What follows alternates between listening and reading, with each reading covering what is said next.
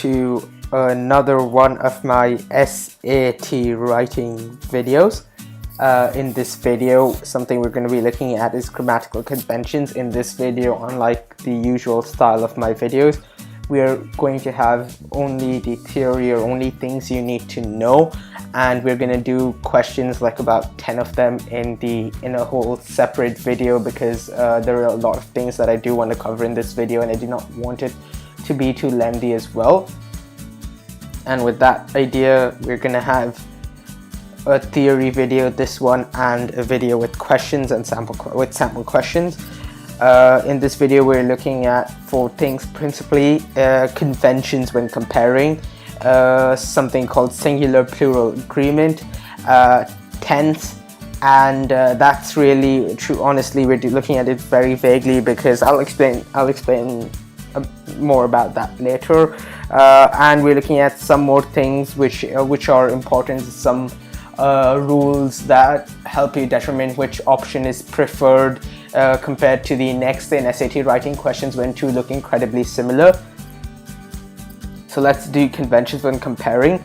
So there are a couple of things I really just need to clarify over here. Firstly, you always compare similar things. This is more of a rule of thumb and not really a law, because and I'm saying so because similar things, the definition of what similar things are can get very sketchy. So just treat it as a rule of thumb that almost always works. You can all say like around always for your SAT. So what do I mean by you can compare similar things only? I can say London is prettier than Paris, right? So London and Paris are both cities, they're similar, therefore I can make this comparison. But I cannot say London is prettier than the United States of America. London and United States of America, I could say the United Kingdom is prettier than the United States of America, but I would not be able to say that London, which is a city, is prettier than a country. Similarly, I could not compare the captain of a team to the entire team. I cannot compare one employee to an entire union of employees, right? So that is something important we should keep in mind.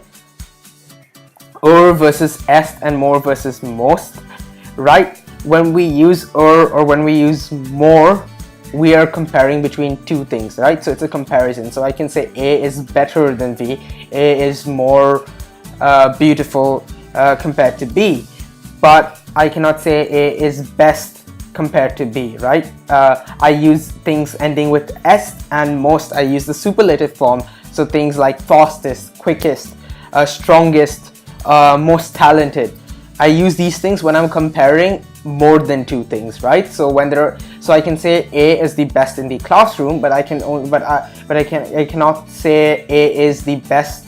It is best than B, right? So if I'm comparing, it is or more. If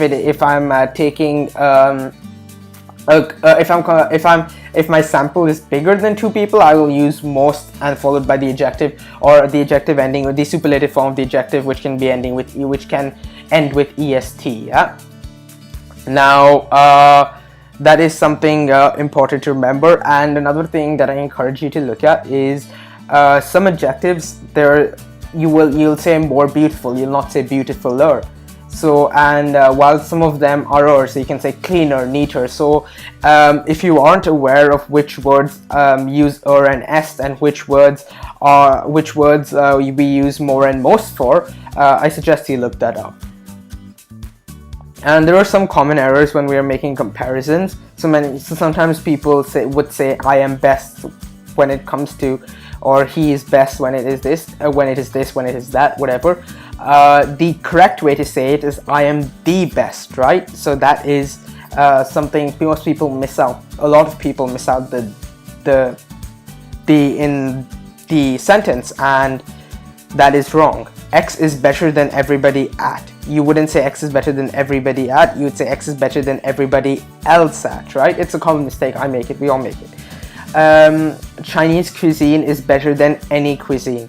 You would not say that. You'd say Chinese cuisine is better than any other cuisine, right? So these are words that we need to add to make the sentence grammatically correct.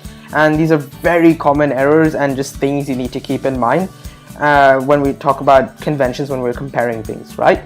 Singular plural agreement, that's the second thing we're looking at today. If the entity is singular, it will always be followed by has.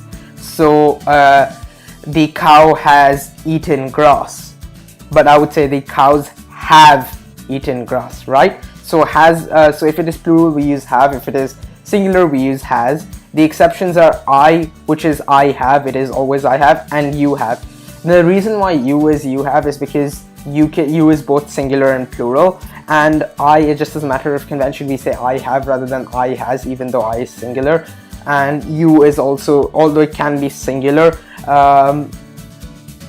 although you is can be singular and can be plural, we still use only have.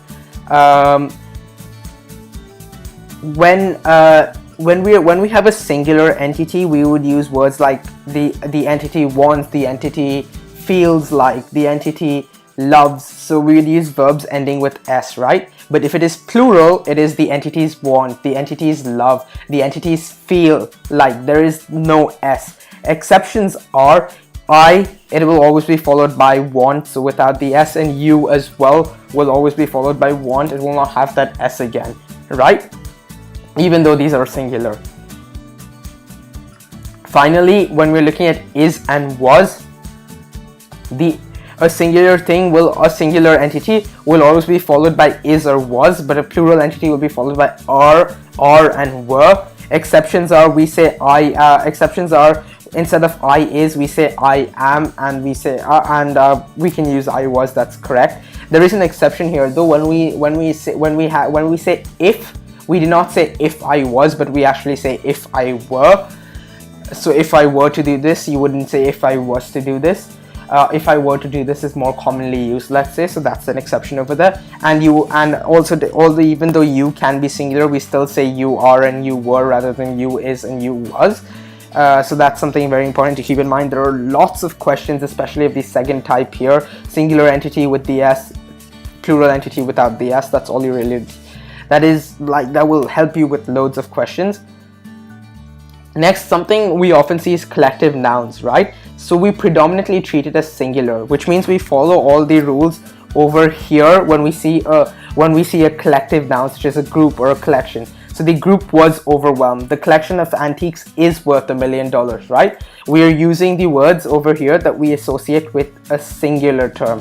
There are exceptions though. If you're referring to actions of an individual within a group, there are lots of cases where we use plural. So the group of businessmen are planning a takeover. So we're referring to an action by individuals within the group of businessmen, and therefore we are using plural. So there are exceptions over here. And if we have a fraction or a proportion, so if you're saying we have 18% of the population, we decide whether 18% is singular or plural by looking at the nearest noun. So population is singular. So 18% that's why we're using lives, lives, we're using the verb with the s. We are treating 18% as singular, so 18% of the population lives below the poverty line. But in the second example, 18% of our rooms are occupied. We're using are, which we associate with plural entities because rooms is a plural entity, and therefore we treat the 18% as a plural entity, right? Honestly, these are rules that will help you, but since there are lots of exceptions when we come to these kind of things, and it's sometimes hard to determine, the best way is to read it loud and practice. The more you read it, if you read it loud, you will almost always have a sense, if you have been doing English for a while, of what sounds correct and what does not sound correct, and will almost always help you arrive at the correct option, right? And practice is very important, very essential, right? Because without practice, you can have difficulties with this kind of thing. One more thing I need to clarify is if we see words like every or either or, the entity is always singular. So every person in this room has a water bottle, right? I'm not saying every person in this room have a water bottle, because using the word every makes the entity single, makes the entity singular. If I say either a cat or a dog would be either a cat or a dog is an idea. Either a cat or a dog is in wait. If we're saying either A or B,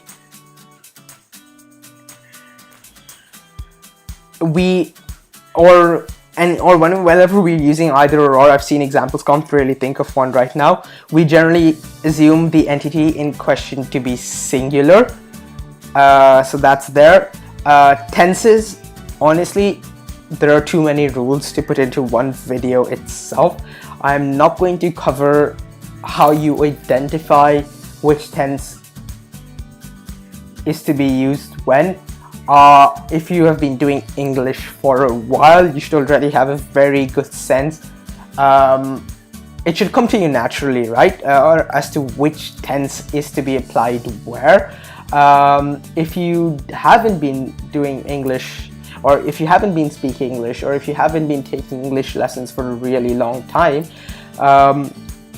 I'd honestly suggest that you learn tenses separately, buy a book for it, and study tenses separately, because it's going to be hard to cover it in any video, or it's just going to be hard in general to understand what's happening if you do not have at least the basic understanding of tenses. For all those who have been doing English who have been speaking, who have been learning English for a while, you will, even if you aren't aware very theoretically as to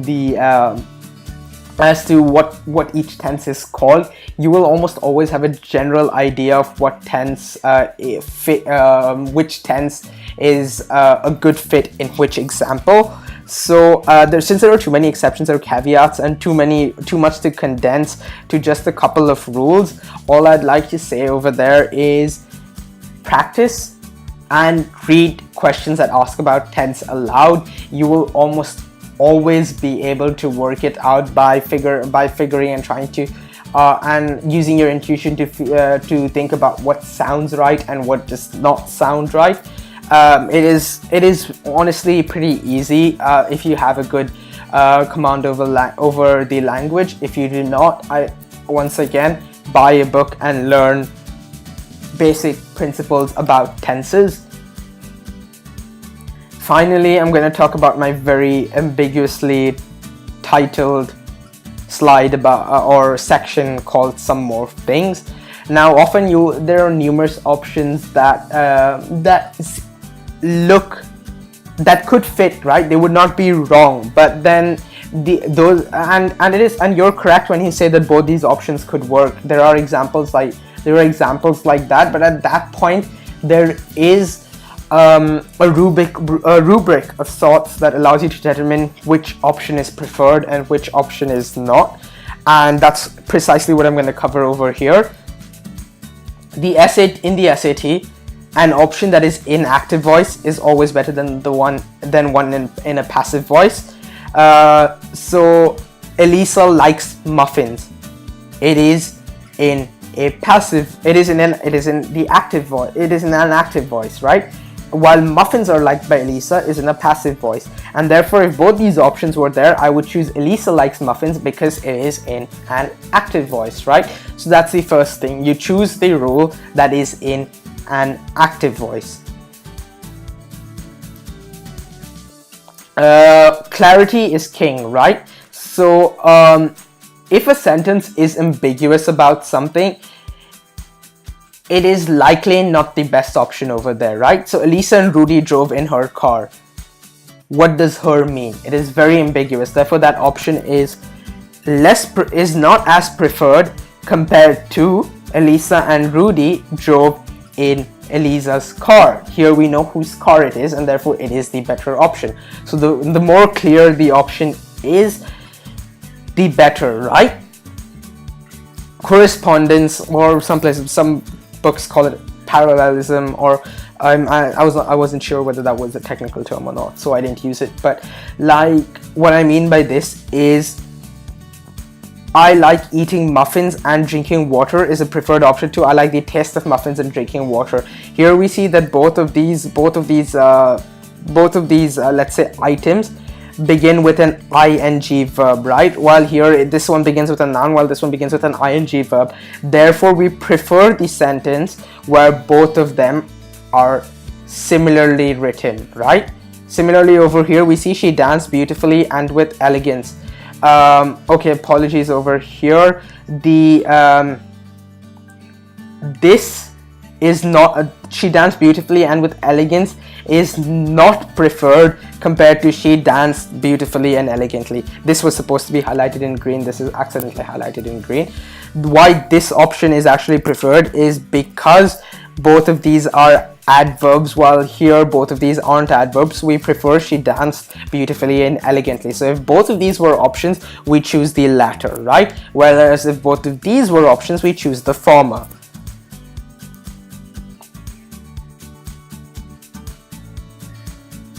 Right? And that was an extra slide there, apologies. Finally, we look at being concise, right?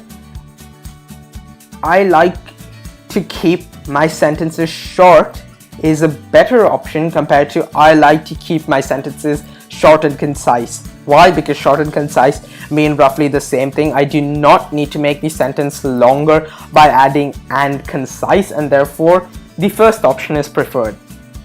Similarly, drivers are losing jobs is a better option than drivers who drive vehicles are losing jobs.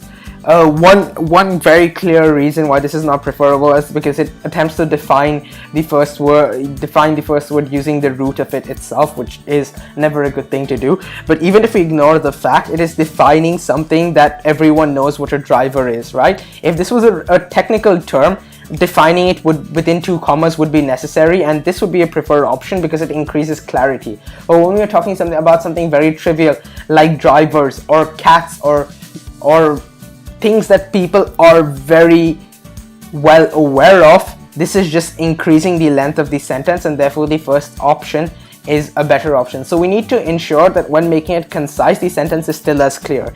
Even if I shorten this to drivers are losing jobs, it is as clear and it is as clear as this sentence, but it is also more concise, which is why this is a better option. But if this word were not drivers and a technical word like photosynthesis, right? It is a technical word that needs to be defined. At this point, we would prefer having the definition of photosynthesis over here, and we would not choose a shorter version because we're here, because in that case we would be valuing clarity over making it concise, right? So we want it to be clear and concise at the same time, where clarity is a priority, right? And with that, in the next video, we're going to look at questions related to all these things that we covered in the video, and really this forms the bulk of your SAT writing questions. And with that, thank you. Have a great day.